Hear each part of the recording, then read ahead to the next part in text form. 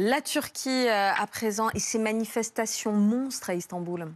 Après l'incarcération du maire d'Istanbul avec de nouveaux appels à manifester à travers le pays, secoué par une vague de protestations inédite depuis 2013.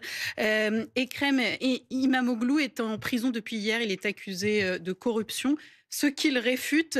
Patrick, on a une Bonjour Mathilde. question pour vous. Qui est cet homme C'est vrai que nos téléspectateurs français ont du mal à On identifier n'avait qui il jamais est entendu parler de lui. exactement. Voilà. Et Et pour pourquoi cause. dérange le gouvernement Et voilà. pour cause, Erdogan fait tout pour faire taire toute opposition politique à son pouvoir depuis 22 ans. Le fait est que si vous avez peut-être entendu parler de son nom à plusieurs reprises lorsqu'il y a eu des élections successives à la municipalité d'Istanbul. Istanbul, oui, ce n'est pas la capitale, mais c'est 15 millions d'habitants. C'est vraiment le poumon de la Turquie.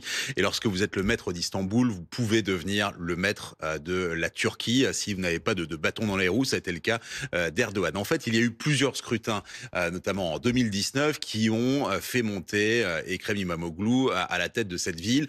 Erdogan, à l'époque, avait déjà trouvé plusieurs moyens d'invalider une partie du scrutin, ce qui avait entraîné un nouveau scrutin. Et rebelote, İmamoğlu avait de nouveau battu le candidat de l'AKP, c'est-à-dire celui qui était soutenu par Erdogan. Et depuis, c'est un chemin, j'ose à peine dire un chemin de croix en Turquie, mais en tout cas, c'est extrêmement difficile. C'est-à-dire que à chaque fois, chaque semaine ou presque, il y a une nouvelle procédure judiciaire contre cet opposant politique ou contre l'un de ses soutiens.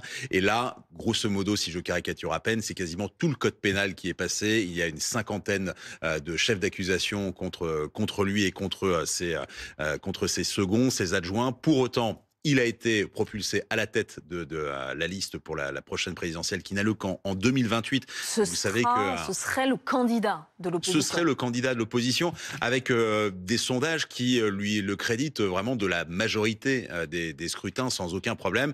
Mais 4 ans avant, Erdogan a déjà décidé de le mettre de côté. Il est en prison, oui, mais il est candidat.